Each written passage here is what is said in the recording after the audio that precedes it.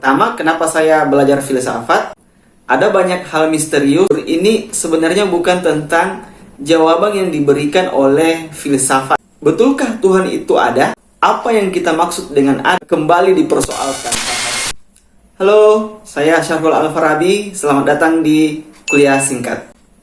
Pada video kali ini, kita akan bicara tentang dunia filsafat untuk teman-teman mahasiswa semester awal, atau mungkin bagi teman-teman lain yang memang tertarik dan serius mau belajar filsafat. Tapi sebelum saya lebih jauh menjelaskan beberapa konsep dan pengertian dalam dunia filsafat, saya terlebih dahulu akan bercerita tentang kenapa saya bisa tertarik pada filsafat. Oke, sebelum kita lanjut ke bagian pembahasan, buat kalian nih yang baru saja bergabung dengan channel saya, channel ini akan membahas tentang segala hal unik perihal dunia pendidikan, gender, hingga agama. Jadi, bagi kalian yang suka ngobrol tentang dunia pendidikan dan pengetahuan, silakan subscribe, like, and share agar kalian bisa dapat informasi yang bermanfaat lainnya dari saya.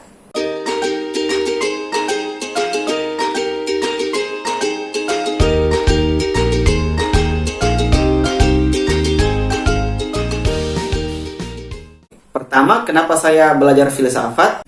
Saya belajar filsafat karena betul-betul tertarik dengan pertanyaan-pertanyaan mendalam yang diajukan filsafat.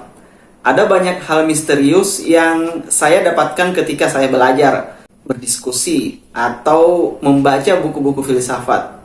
Namun, jujur ini sebenarnya bukan tentang jawaban yang diberikan oleh filsafat, tetapi sekali lagi tentang pertanyaan-pertanyaan yang senantiasa dilontarkan oleh filsafat itu sendiri. Pertanyaan seperti, betulkah Tuhan itu ada? Atau, apa yang kita maksud dengan ada? Atau mungkin, apa yang sebenarnya yang kita maksud dengan saya mengerti, saya mengetahui, atau saya meyakini sesuatu? Nah, semua itu merupakan pertanyaan paling dasar yang bahkan tidak pernah terpikirkan, apalagi saya bicarakan sebelumnya. Nah, ketika pertanyaan seperti itu dilontarkan, itu seperti mengguncang sesuatu dalam diri saya. Apa yang kita yakini atau kita imani selama ini sebagai sesuatu yang ada tanpa perlu dipertanyakan lagi. Namun justru dengan filsafat kembali dipersoalkan hal-hal itu. Meskipun saya bukan orang yang cukup beriman, ya minimal saya punya iman. Saya juga punya kepercayaan kepada Tuhan dan ajaran agama. Tapi kepercayaan atau iman yang sedikit itu justru dipertanyakan lagi oleh filsafat. Betulkah saya ini adalah orang yang benar-benar percaya pada Tuhan? Ataukah saya ini hanya sekedar ikut-ikutan? Atau misalnya ketika saya betul-betul percaya kepada Tuhan, apa yang bisa menguatkan kepercayaan itu? Bukti-bukti apa yang bisa menguatkan? Jangan sampai itu hanya sebuah kepercayaan yang sangat rapuh. Filsafat datang dalam hidup saya dengan pertanyaan-pertanyaan anehnya yang mempersoalkan Tuhan misalnya, hingga bisa dikatakan mengganggu sesuatu yang sakral sebagaimana kita menyebutnya sebagai iman. Sebelum filsafat datang dalam hidup saya, ya, iman saya bisa dikatakan established ya, nyaman, suci, atau tanpa noda. Kemudian datang filsafat, bertanya hal yang paling dasar, lalu iman saya seperti sesuatu yang sangat kerdil karena ya tak punya jawaban dan penjelasan yang kuat. Itu semua pertanyaan aneh, tetapi menarik, dan jujur saya semakin tertarik belajar filsafat setelah itu. Sebab seakan-akan, ya bukan seakan-akan sih, tapi betul-betul hendak menguji sejauh mana iman itu bisa dipertanggungjawabkan, ya secara intelektual ya. Kedua, ada hal-hal aneh tapi penting dari filsafat.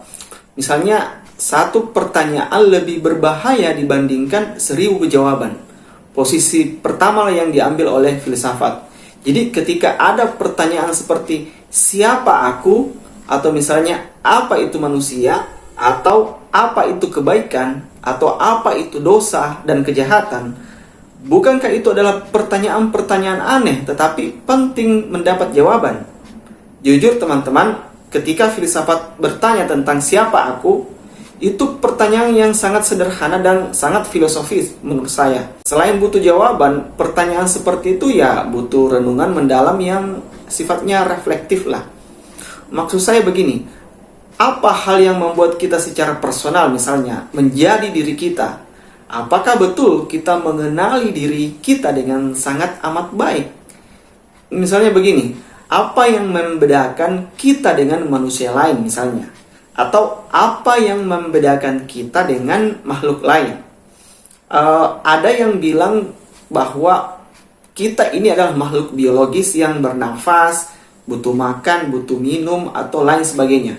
Atau ada yang bilang manusia itu makhluk yang serba ruh, kalau dalam bahasa agama. Nah, sehingga dalam filsafat itu terbagi dua kecenderungan. Ada filsafat materialisme yang bicara serba materi, ada filsafat yang condong ke arah spiritualisme yang bicara serba spirit atau ruh. Hal-hal seperti itu adalah pertanyaan aneh dan sederhana, tetapi bagi saya sangat penting. Ada pepatah yang mengatakan bahwa siapa yang tidak mengenal dirinya, maka dia tidak akan mengenal Tuhannya. Makanya sampai saat ini saya masih terus belajar tentang filsafat. Ketiga, dari mana kita harus mengawali belajar filsafat? Nah, 2000 tahun lalu, sekitar abad ke-4 Masehi, seorang tua di Yunani bernama Socrates telah memulai pertanyaan-pertanyaan aneh yang membuat masyarakat Yunani geger. Socrates berkeliling alun-alun, datang ke pasar, dan duduk sambil memberikan pertanyaan-pertanyaan yang sifatnya filosofis tentang apa itu kebaikan, apa itu keburukan, apa itu keadilan. Demikianlah ilmu pengetahuan bermula dengan pertanyaan-pertanyaan. Apa itu filsafat? Ketika pertanyaan itu dilontarkan, maka kita sedang berfilsafat. Ada 3 jalan yang bisa kita lakukan ketika kita ingin mengawali pembelajaran filsafat. Yang pertama, kita bisa belajar filsafat dengan tematik atau per tema. Kedua, kita bisa belajar dengan urutan tokoh atau kronologis sesuai urutan sejarah. Kemudian ketiga, kita bisa belajar dengan kritik filsafat. Saya belajar filsafat di awal dengan membaca novel Dunia Sophie yang membahas tokoh-tokoh filsafat lewat cerita novel, serta sejarah filsafat barat karya Bertrand Russell. Belakangan, saya hanya membaca beberapa buku-buku filsafat karangan orang Indonesia. Ditambah sering mengikuti diskusi-diskusi atau paket kajian filsafat, baik yang saya inisiasi sendiri ataupun diinisiasi oleh orang lain. Jadi, teman-teman sekalian bisa memulai tradisi filsafat ini dengan sering bertanya dan berdiskusi hingga membentuk lingkaran inti atau komunitas. Untuk apa? Ya, untuk mengikuti jalan yang telah dilakoni oleh Socrates, yakni jalan dialektika filosofis.